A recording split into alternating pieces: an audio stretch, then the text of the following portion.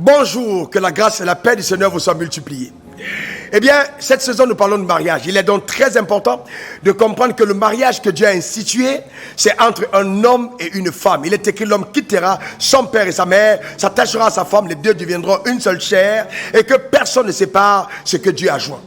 Eh bien, la semaine passée, nous avons parlé du mariage, nous avons parlé de l'importance du mariage dans la société, et nous avons dit justement que le mariage était la fondation de la société et que la société n'est épanouie que parce que nous avons des mariages heureux. Donc le désir de Dieu, c'est que chaque famille soit heureuse et que chaque mariage soit un succès. Hélas, il y a tellement de divorces aujourd'hui qu'il est fondamental et vital justement de revenir sur le rôle que doit jouer aussi la femme dans le mariage. Et bien la dernière fois, j'ai parlé du rôle de la femme et que nous allons revenir là-dessus. C'est important. Beaucoup de femmes aujourd'hui se marient parce qu'elles veulent être heureuses. Et elles oublient qu'elles sont des personnes de destinée, qu'on a dans le mariage parce qu'on vient aider un homme à accomplir un plan divin rattaché justement à sa personne. Ça ne veut pas dire que la femme n'a pas de destinée, non. Mais une fois qu'une femme est mariée, sa destinée se confond avec celle de son mari, car elle devient l'aide de son mari. Est-ce que c'est bien compris? Eh bien, si c'est bien compris, on doit donc comprendre quel est le rôle qu'une femme apporte auprès de son mari. Premièrement, n'oubliez jamais, mesdames, qu'une femme ne se marie pas pour être heureuse. Oui, c'est choquant. Mais elle se marie d'abord parce qu'elle a l'intention de rendre heureuse. Ça veut dire que le bonheur, on ne le trouve pas dans le mariage, mais on contribue au bonheur dans le mariage, en aidant justement son mari à atteindre des desseins rattachés à sa vie et à la famille dans laquelle on est entré. D'accord? C'est vraiment fondamental et vraiment vital.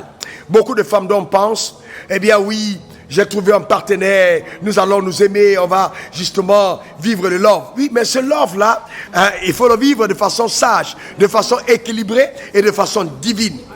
Quel que soit l'amour que vous ressentez pour votre mari, si vous ne comprenez pas que le mari n'a pas besoin d'amour, mais qu'il a besoin de respect, mesdames, je vous garantis, vous allez détruire votre ménage. Donc c'est important, mesdames, de respecter votre mari. C'est très important, n'est-ce pas?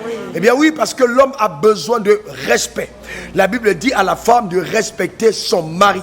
C'est la femme qui a besoin d'amour, mais l'homme a besoin de respect. Donc il faut que chaque homme trouve en sa femme justement le respect. L'homme doit être traité comme un roi, comme un prince dans sa maison. Quand le mari arrive, il y a une manière de l'attendre, il y a une manière de l'honorer, il y a une manière de le traiter. On ne parle pas de son mari comme si c'était n'importe qui. Non, respecte ton mari plus que ton pasteur. C'est important. Tu ne peux pas prétendre passer toutes tes heures à l'église et mépriser ta famille, négliger ta famille. Non, ton mari passe avant ton église. Ton mari passe avant ton pasteur. Ton mari, justement, est le chef sur toi. Ça, c'est important. C'est ainsi que Dieu a voulu la famille. Donc, il faut respecter ton mari. Mais c'est aussi comprendre que, au-delà du respect, l'homme, il t'a épousé et il t'aime toi. Il aime ton corps. Il a envie de passer de bons moments avec toi. Il faut donc constamment être prêt, t'apprêter à être une femme qui sait prendre soin d'elle. Ça, c'est fondamental. Ne sois pas seulement une femme qui a rine de robobo, toujours en train de prier. Non, mais prends soin de toi. Il faut avoir des cheveux, voyez, bien, être parfumé, prendre soin de ton corps. La beauté est un don de Dieu qu'il faut savoir entretenir. Mesdames, c'est fondamental et vital. Et si donc ton mari traverse des moments difficiles, n'oublie pas qu'il compte sur toi pour endurer ces moments et se relever justement pendant cette saison. Ne te dis pas oui, mais comme ça va mal, je vais trouver l'homme d'à côté. Non, là tu es une mauvaise femme.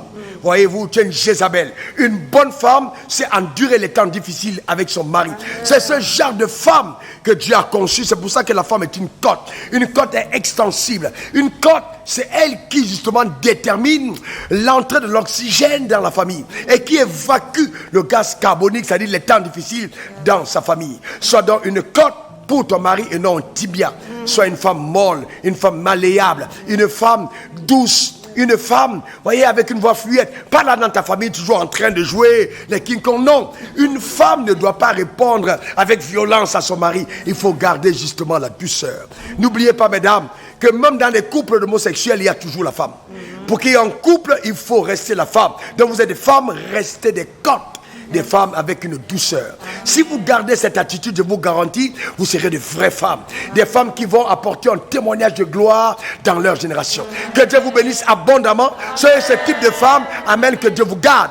Vous n'êtes pas dans la famille seulement pour consommer l'argent de l'homme. Non, vous êtes là pour l'aider à accomplir les desseins rattachés à votre vie. Eh bien, si vous faites ainsi, la gloire de Dieu sera toujours votre partage et votre portion. Passez une très bonne semaine. C'était justement le serviteur de Dieu près de vous, Raoul Wafo. Allez, vous êtes bénis et comblés. On est ensemble. Au revoir.